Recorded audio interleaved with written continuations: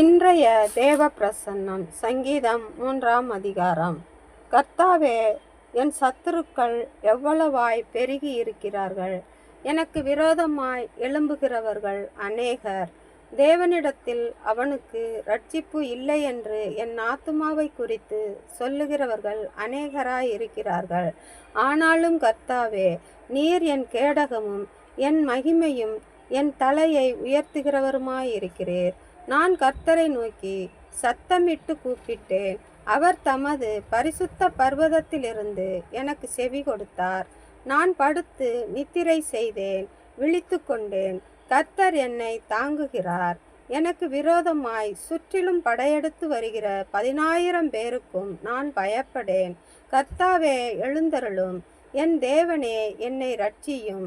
நீர் என் பகைஞர் எல்லாரையும் தாடையிலே அடித்து துன்மார்க்கருடைய பற்களை தகர்த்து போட்டீர். இரட்சிப்பு கர்த்தருடையது. தேவரீருடைய ஆசீர்வாதம் உம்முடைய ஜனத்தின் மேல் இருப்பதாக. ஆமேன்.